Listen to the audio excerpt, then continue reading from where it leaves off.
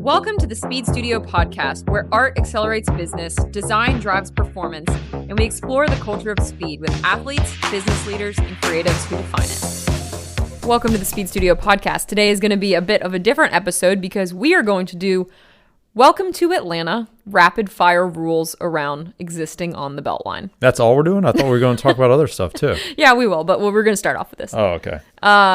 And why we're talking about this is because we experienced probably one of the craziest, most insane packed weekends ever in Inman Park, where the Beltline, which if you're a listener to the podcast, you know that we complain / love the Beltline often. But to see where this is going was a shocker. A little scary. It's what did we talk about? It was like a people mover, just thousands of people just going down this. I kind of felt like I was watching WALL-E, where like people were just like huddled together and just slowly moving and like staring at their phones. And yeah. No, that is really, really. So they're all drunk. Not all of them, but a lot of them were. There was a guy that had a giant python. There was like the 20-foot python that the guy on Instagram is always looking for. Yeah. He had it here on the Beltline, and he just like let it out. Did you see that video? Yes, it was terrifying. Yeah. I'm like, Camille could have got eaten by a python. Yeah. Like, are pythons fast? I'm assuming they're fast. No. I think. Well, it was a pet. Oh, wasn't a boa restrictor? Is that different than a python? Yeah, it's a different snake, but same idea, same family. Boa constrictor? Constrictor, yeah, because it constricts. Yeah, constricts you from breathing. Yeah, you see some crazy stuff on the Beltline. So I feel like there needs to be like, how there's and we're sorry to all people that thought this was going to be a cycling podcast today. We'll talk about cycling. We will talk about it a little bit, but yeah, it's cycling related because people ride their bikes down the Beltline and they shouldn't. I think there needs to be a handbook. Like, I'm pitching this to the Atlanta Beltline. In your little Beltline pamphlet, let's create like a rules section, a suggested rules section. So, okay, number one to me, this absolutely number one. Yep. Saturday at 3 p.m. on the Beltline, when there's thousands of people doing crazy shit. Thousands of mostly drunk people doing crazy shit. It is not the time to teach your four-year-old how to ride a bike. Not if you don't want your 4-year-old seriously injured. If you value that kid's life or just their confidence, just don't do it. Just no one should be riding. I saw a elderly couple or maybe it was this Saturday. It was one of the really busy days, and they had rented like the bikes from the bike shed or whatever that place is called. Mm-hmm. Those bikes, they're rental bikes. They're not super fancy. They're pretty heavy. They're cruisers. Yeah, they're cruiser bikes. And so it looked like this couple hadn't ridden a bike in probably 3 decades. And they probably see that all the time. And I was like, this is a broken hip waiting to happen. It was terrifying. Yeah. Why create that level of stress? I know, just and walk. Again, we're pro bikes. Yeah, we're pro bikes. But why create that level of stress for yourself to come here, see thousands of people on this 10-foot wide sidewalk, see that they're inebriated, and then say, today's the day I'm going to ride a bike again. I think that it's been 20 years. And this is controversial, I'm sure. I feel like there needs to be times where you just shouldn't be allowed to ride any wheeled vehicles, bikes, skateboards, doesn't matter what it is. I think if it's going to be a walking path from, let's just say, 12 p.m. to 6 p.m. on Saturdays. And Sundays. It just needs to be walking. Yeah, I agree. We've seen too many bad things, and there's just too many Well, now there's motorcycles. Full-on motorcycles. There's a kid who's gonna kill someone, like by hitting them on a motorcycle. What I love is that you bring this kid up. I call him all the time. The fat kid on the motorcycle, and everyone knows who I'm every single person knows who you're talking about. Yes, this kid. And I'm not trying to be mean, like say like the fat kid. Like he really is. He's large. He's fat. He's probably like in middle. And it's a little motorcycle. It's a tiny motorcycle. This kid's probably 12 years old, 250 pounds. Like, it's a big kid on a little motorcycle. I don't know about 250. All right, the kid's big. Okay. And he's short and he looks round. like he shouldn't be on this motorcycle. He's a round boy. I will give it to him, though, because it looks like a butterball turkey trying to ride a motorcycle. He's good. He's really good at it. Yeah. Except for the fact that he goes 80 miles an hour down the Beltline, and I'm just like, he's going to hit someone. He definitely goes over 40. Yeah. And weaving in through people, and it's... Okay, so rule number 1.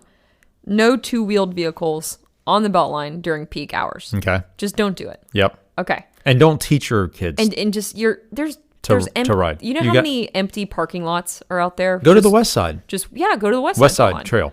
Yep. No one's over there. 2, do not walk 4+ wide across the Beltline.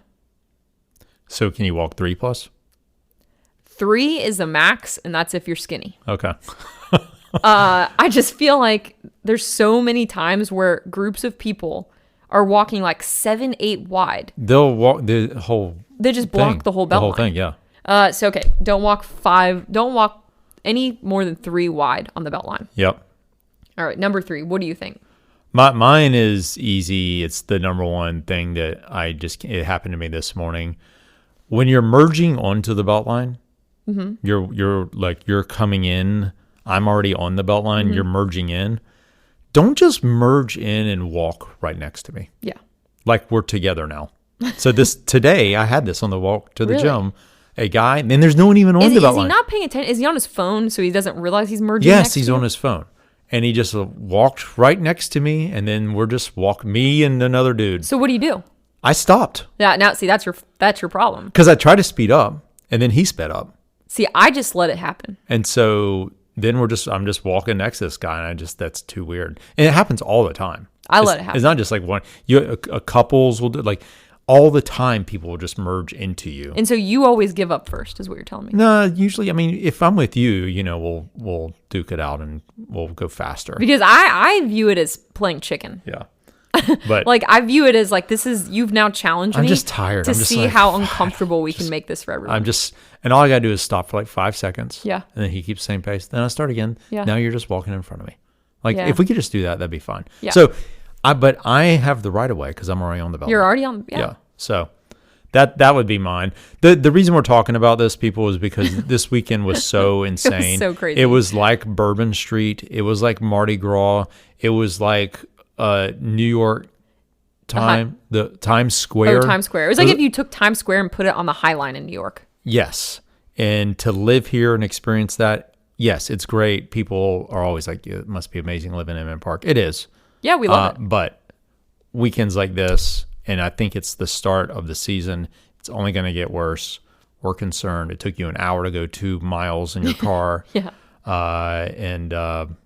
Just have a little respect for the people that live here. I've said this. I apologize for all the people that live in the French Quarter, New Orleans, for my behavior in the 1990s. I mean, you were sober. You couldn't have been doing anything that crazy. I still was there with a bunch of guys that weren't sober. And, I'm getting payback now. Okay, so then there's another thing. How do you feel about this? So I was walking down the Beltline on Saturday with one of my friends. She invited one of her friends from out of town who had never been to the Beltline to walk with us down to Ponce from our house. So it's about a mile. Mm-hmm. My kind of philosophy on the Beltline is get going where you're going as fast as possible. And so I just pass people. Like I'm a passer. Yeah. Like I'm not going to slow down and walk behind someone just because like I'm going to keep passing people. I'm gonna look behind me, make sure a bike's not going to hit me from behind. Yeah, it's like a group ride. Yeah, but I'm gonna move forward. Keep passing. Yep. And so it created a little bit of an awkwardness because so like my friend and I, we run on the Beltline all the time, and so we kind of have an unspoken like we pass people. It's like known. But her friend was a little bit of a lingerer.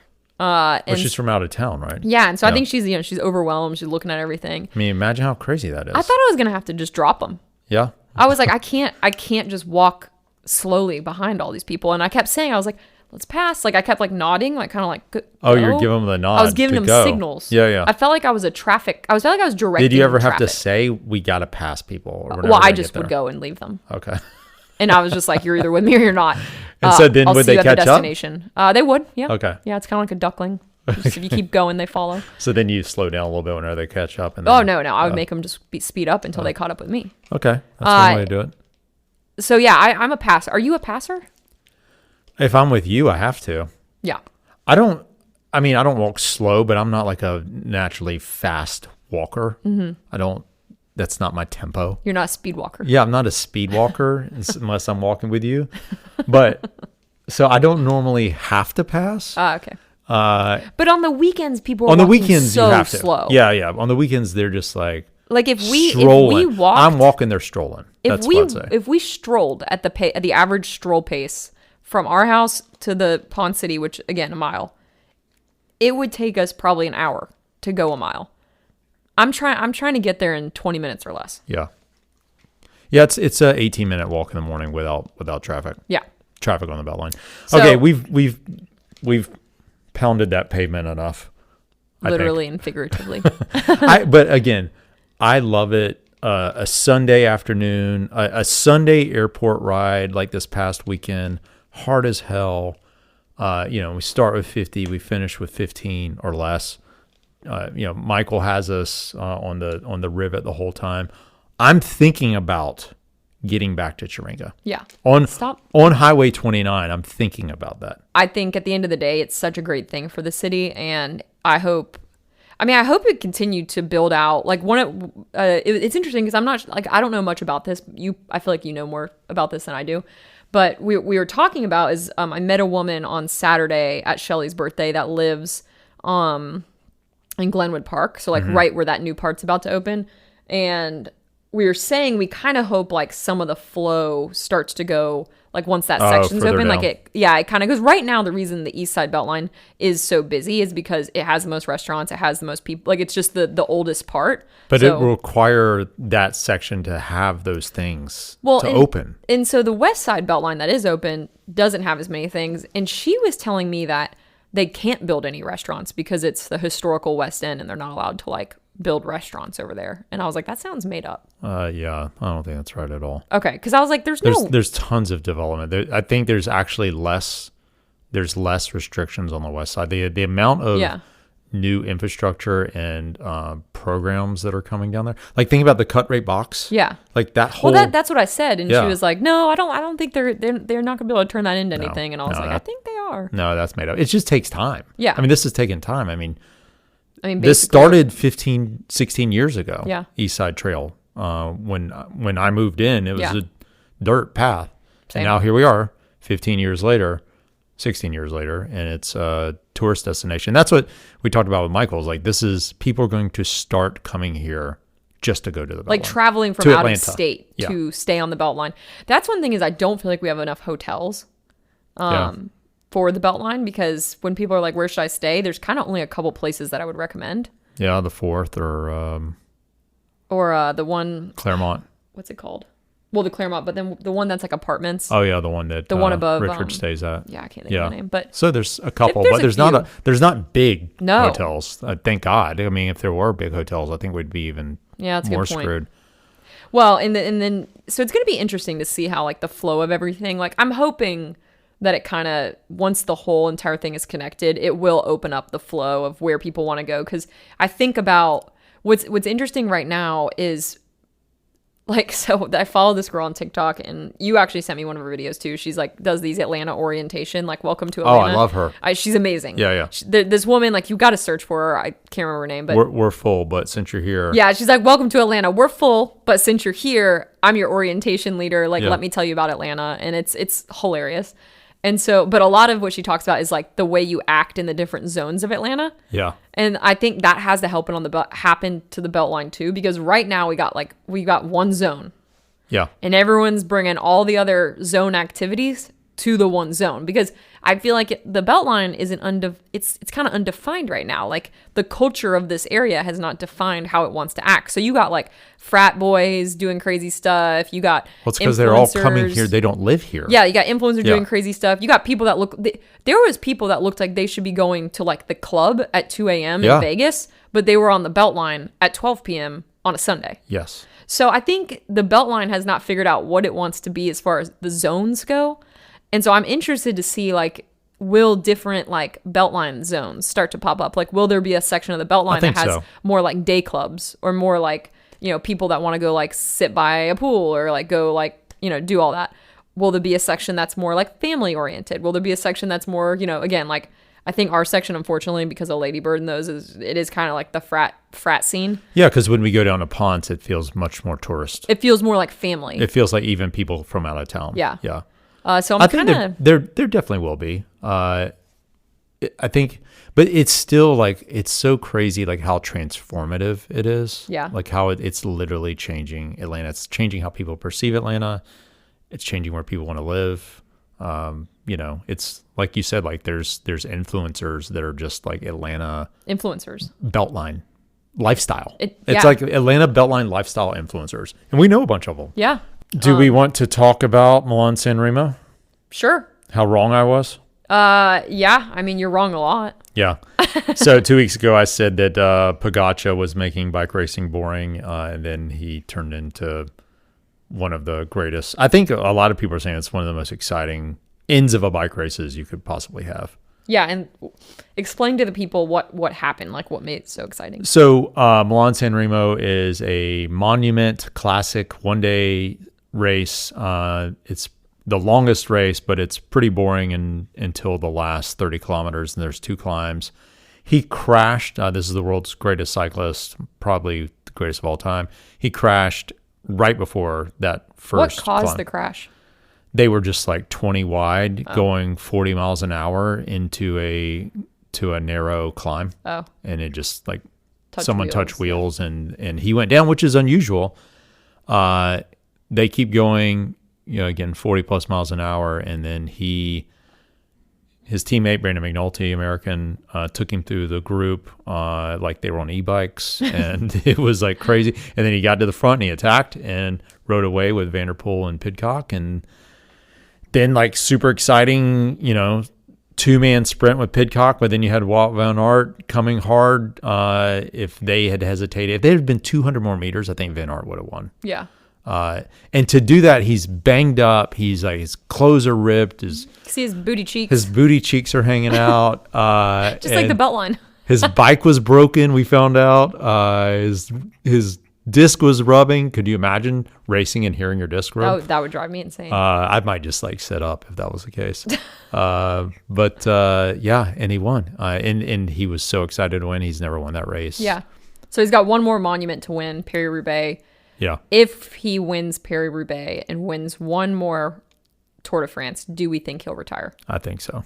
I think we're definitely looking at and I know I keep saying it's a Barry Sanders situation where he just goes out in his 20s, top of the world, the best, and like lives the life.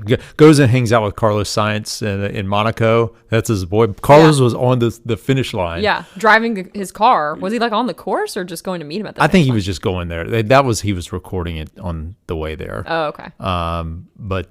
Yeah, I mean, he's another reason to move to. He's ascended into like professional sports lore, kind of how Lance did. Lance all of a sudden got the attention of other professional athletes from other sports. Yeah.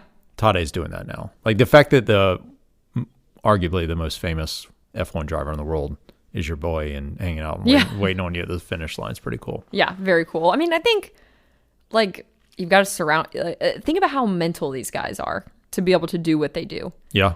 Like it's probably very hard to find people to relate to. And so I think that's probably why a lot of these guys end up like across different sports. Oh, definitely. They just want to relate to each other, whether they're playing football or riding bikes or driving cars fast. And they all want to do each other's. I mean, that's the thing is like Carlos can ride bikes. Yeah. Tade can't really drive an F1 car, but I mean, might be able to. They can all ride bikes. And so like, that's like really cool to like ride with the world champion and like see how you're not that good compared to him. Yeah. That'd be cool. Although a lot of F1 like they are actually good. Yeah. Valtteri's pretty good. Yeah. But I forgot to mention this to you. Afterwards, he said he's not coming back because and he apologized to his wife for having to go recon the course so much. So we've ridden around there. Yeah. And he talked about once you get into Italy, it's so dangerous. He's like the roads are so dangerous and the drivers are so dangerous that he's glad that he won so he doesn't have to do it anymore.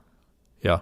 I mean, it is true. It's weird how Nice wasn't like safe necessarily. There's still a lot of cars on the road, but for some reason, the way people drive in Italy is just so different than France or even Spain. Like I guess it's a cultural thing. It's a weird aggression. It's like riding in California. Yeah. Yeah. Like right here, I feel totally comfortable. Riding California is 2 minutes in, I'm going to have someone honking at me and threatening to kill me.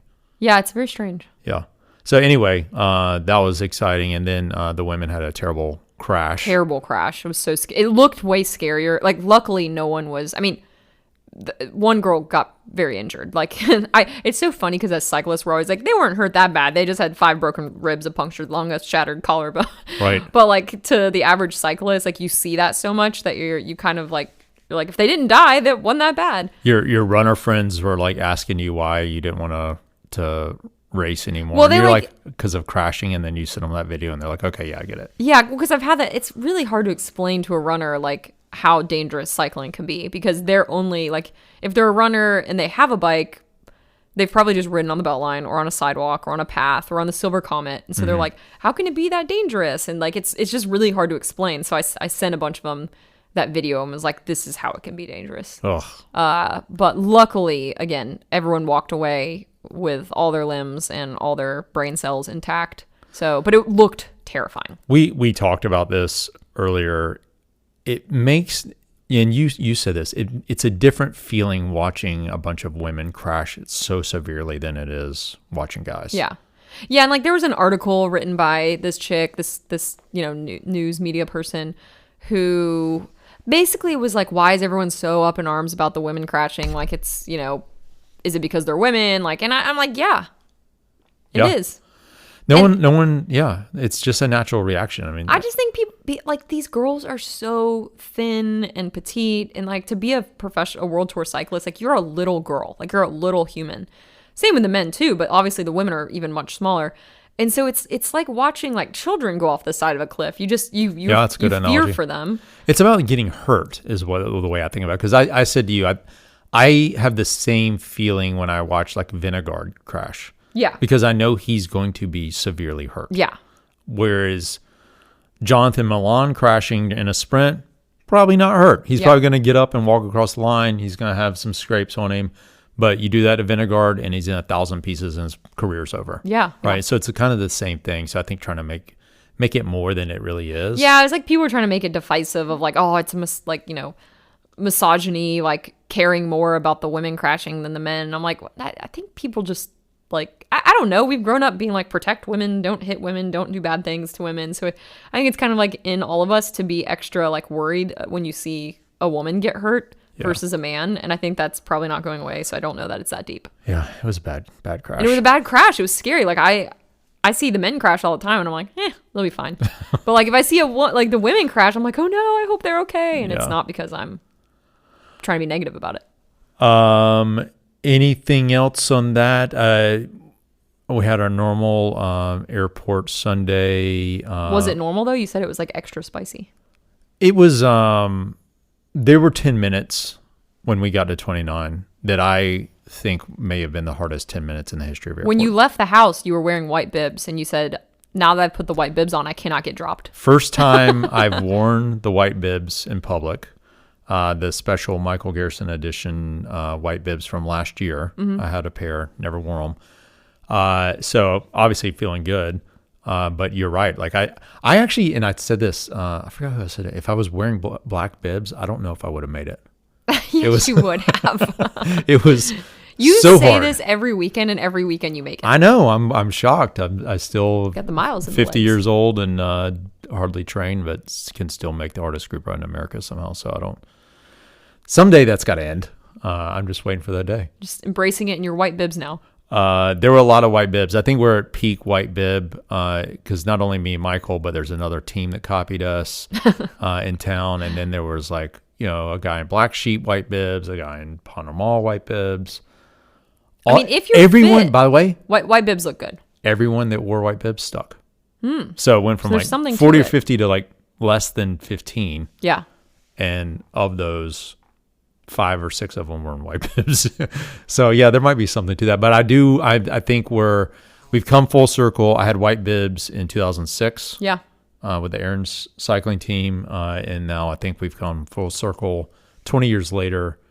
And this will last for a couple of seasons. And this might be it. So you think white bibs equals extra watts? It has to. You can't. Just like white socks. Yes. You cannot. You can't be slow and wear white bibs. Yeah. Why is that? It brings too much attention to you. Like you can't have the confidence to wear white bibs and not be good. So that's the problem though, is I think if we're at peak white bibs with that mentality, that's now going to leak over into folks that aren't thinking that way. They're just thinking, I just want to look good. So, it doesn't matter if I'm white fast. Bibs is a short-lived thing because it will be ruined soon. by people that aren't fast. Yeah, that's what I think. Yeah. That's why I was like, oh yeah, like this is peak. Now it'll start to trickle out into folks that just want to look good. Yeah. And we'll see them just riding down the Beltline, and then that'll be over. Then we'll go on a different color, a different trend. So, and you came back to Pizza Ride this week, so you're back. Back doing at least Pizza Ride. It was fast. You went outer loop, even though you said you were going to do inner loop. You just couldn't. I got caught up in the romance of the outer loop. Yeah. And couldn't resist. No, it was just like one of those days. It was just the perfect day on the bike. Sun was shining, no wind. Yeah, there's a lot of variables. Like anyone that's done Pizza Ride, you can kind of get like a vibe when you show up to the start of how it's going to be. And you can also get a vibe like as soon as we roll into the mountain and before we do the split, people go one way, other people go the other way to do the outer loop. You can just get a vibe of like what, like, is the group nervous? Is the group feeling confident? And it felt really safe. It was fast. It was smooth. It felt safe. Perfect weather. I didn't really see anyone do anything weird. Michael was there, and you both had your team issue Bosso SVs. Did that play into it too? You're like matchy. Yeah, you had to be like, okay, everyone sees my bike. I got to make sure I can't do the inner loop. Really, I was just sacrificing myself to make a point that you too can be out of shape, but on an SV, you might be able to stick for a half or a quarter of the ride. Yeah, that's a good statement. No, I love that bike. Feels so fast. It's like crazy how really fast it feels. But yeah, it was fun. Like I definitely miss riding. There's it's so hard because you get a lot more adrenaline. So like when you get done with the ride, if you've survived, there's so much adrenaline that like you feel like kind of hopped up on like dopamine or something. Like it's a very like fun feeling. You don't necessarily. You came home in a huge positive mood. Yeah, like you don't necessarily get that. I would say from running, you get more of like a social kind of positivity from running. Yeah. Well, it's the same thing with me after airport on Sunday. How good of a mood I was. Yeah, but it's a fine line because it's also like with that adrenaline comes extreme stress, and so I think like my mistake in the past is I think it's been really good for me to do both like running and cycling. Like that's what I've realized. I have to keep a balance because I think the reason I got so burnt out on cycling is every ride was stressful. Every single ride is just, again, there's that adrenaline, so it's fun, but fun doesn't always translate to the best thing. Like sometimes it can just be so stressful that like when it's over, you're kind of just happy you survived. Yeah. And so I think that can kind of over time just like build up a little bit. Well, that's what I was wondering. Is it because you don't have that feeling that often? So to go fast inches from other folks and to experience the adrenaline of what that feels like, I survived that. Yeah. And like that makes you in a good mood. Like, I survived it. I'm happy. I survived. Yeah. But doing that like 5 times a week just kind of turns into just wears you down. A lot of stress. Yeah. It's good to have a balance. Yeah. It's really good to have a balance. Well, so welcome back. So you're going to try and make the Pizza Ride every week? Yeah, I think so. I mean, as long as the weather's decent. I mean, I'm not going to go out there in thunderstorms with 20 miles an hour winds anymore, but... No, definitely not. Me either. It was fun. It was a lot of fun. It's nice that spring has sprung. The dogwoods, the cherry blossoms. I mean, I feel like just based on the amount of things blooming right now, it's going to be a really beautiful year. We're covered in yellow. Covered in pollen. And despite my effort to constantly get the car washed, I don't know why. Why do I do that? Like I don't know. You went and got it washed yesterday. Because I can't stand there being pollen caked on the car. And then I feel like... It's a black car, so you can see it. Yeah, you can see it. So even though I know as soon as I get out of the car wash, the pollen will then stick again, I don't know. I just feel like I have this weird obsession of trying to get the car washed consistently. I get it. I mean, I basically wash my bike after every ride. Yeah. Thanks everyone. Feedback from last week's episode. Ian Boswell, again, thanks for coming on. Such a great conversation. I had so many people come up to me on the rides this past week about that episode. Thank you for making it easy to edit. Thanks for making it easy to edit. It's always like funny, like when you're with a fellow podcaster, it's so much easier to edit because you're used to editing things yourself, or like you just know how things need to flow in order for it to be a seamless conversation. And so it's so apparent like when someone or not to the audience, but when we're editing, we're like, oh, thank God they're a podcaster. They get it. I mean, you think about while you're talking. Yeah.